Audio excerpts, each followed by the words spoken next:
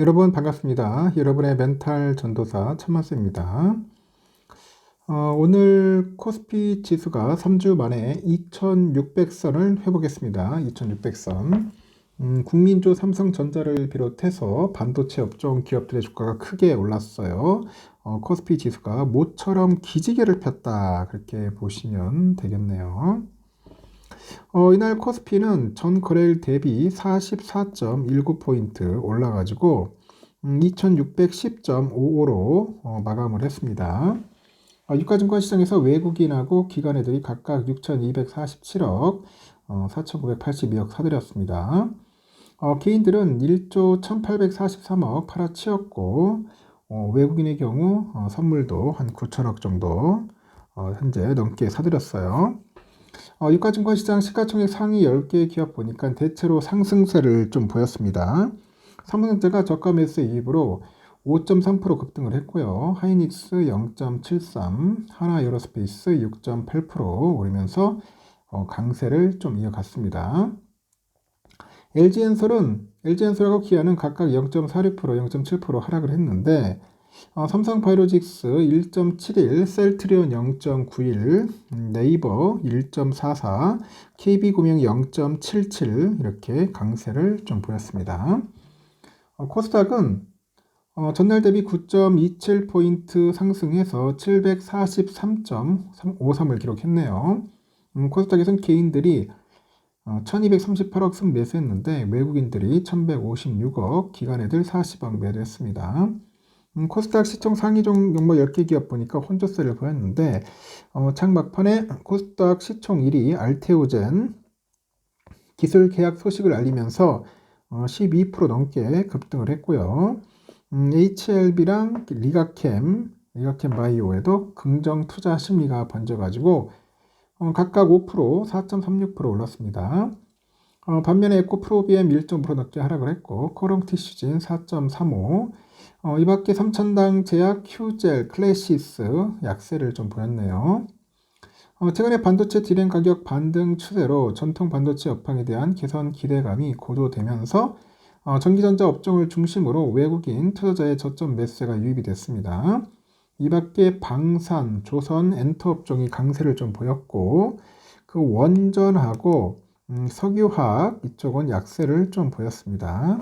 이날 장 마감 시간 기준 미 달러에 대한 원화 환율은 전거래일 대비 5.2원 하락해서 1447.8원에 거래가 됐고 원달러 환율은 글로벌 주식시장 반등의 위험 자산 선호가 확대가 되면서 반락이 됐다, 그렇게 보시면 되겠네요. 아주 상황이 이렇다는 거 여러분들도 좀 참고하셨으면 좋겠네요. 오늘은 뭐 좋은 날이죠. 아주 시원하게 올라졌으니까 이렇게 쭉쭉쭉 올라와 주면은 금방 코스피도 한 2700에서 3000까지도 완전 올라가지 않을까 예상을 합니다. 그리고 빨리 천스닥 가야죠. 천스닥. 야, 아직 700대에서 놀고 있으니까 좀 답답합니다. 천스닥이 빨리 오지 않을까 하는 예상을 해봐요. 현재 영국은 보니까 0.26% 정도 좀 오르고 있네요. 오르고 있고 그리고 현재 프랑스가 0.3% 정도 좀 오르고 있고요. 독일은 0.16% 정도 오르고 있습니다. 필라델피아 반도체 지수는 여러분 아시다시피 3.27% 올랐었는데 오늘 어떨지 모르겠네요. 좀 혼조세를 보이지 않을까 생각하면서도 엔비디아가 좀 좋은 흐름을 보이지 않을까 생각합니다. 이제 GTC 이제 개막하면은 엔비디아를 비롯해서 로봇, AI 그리고 요즘 핫한 양자 쪽도 좀 반응이 오지 않을까 조심스럽게 예상을 해봅니다. 우리 삼성전자 아니라 그 환율을 보니까 1448.5원이네요. 좀 많이 빠졌습니다. 요즘 또 많이 빠지네요. 달러 일본엔 148.64원입니다. 오늘은 보니까 외국인들이 좀 많이 사다 보니까 환율이 좀 떨어지네요. 유가는 67.18달러. 일본 엔화는 974.31원, 유로화 1579.37, 중국 위안화 200.14원, 휘발유 1684.07원, 국제금값 3001.1달러, 국내는 139,536.17원입니다. 국제는 올랐는데 국내가 좀 많이 빠졌네요. 미국 국채 10년물은 보니까 4.285네요. 4.285, 0.53%좀 빠졌고요.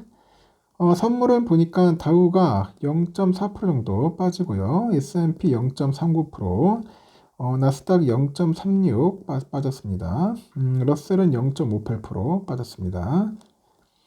삼성전자는 보니까 57,600원 5.3% 상승을 했어요.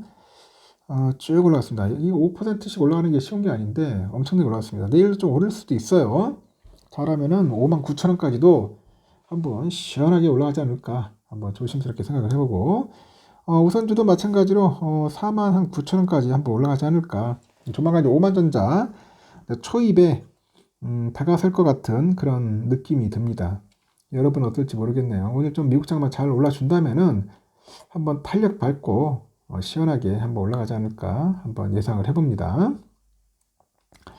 그리고 또 재미있는 이야기를 해볼게요. 국내 증시의 큰손 연기금이 금융주의 비중을 빠르게 줄여나가고 있답니다. 이달 말까지 금융주를 보유할 경우 지난달 결산 배당이어서 1, 4분기 배당금까지 더블 배당을 노릴 수 있는데 이걸 포기하는 것 같아. 그리고 순매도에 나선 모습입니다. 증권가에서는 이익 성장률 둔화 우려 때문에 정치적인 불확실성이 매도세를 부추겼다. 그런 이야기를 합니다. 이달 연기금의 순매수 상위 20개 종목 중 5개 종목이 금융주인데 이 기간 연기금은 유가증권시장에서 1952억 정도 순매수했지만 금융주의 비중은 덜어냈다고 하네요. 같은 기간 연기금은 하나금융지주, KB금융 각각 523억, 404억 매도 팔아치웠고 순매도 4등, 7등이 올랐습니다. 이어서 우리금융지주 303억, BNK 269억, JB 251억 순매도했습니다. 증권가에서는 3월은 금융주 투자의 적기라는 게 통설이에요. 그래서 2월 말부터 3월 말까지 금융주를 보유할 경우 결산 배당과 분기 배당을 모두 챙길 수 있기 때문이라고 합니다. 다만 연기금은 이 같은 배당 수익에도 불구하고 금융주 비중을 줄이고 있더라 그런 이야기가 있어요. 증권가에서는 순이자 마진 하락에 따라서 이익 성장률 우려가 원인이라고 하죠.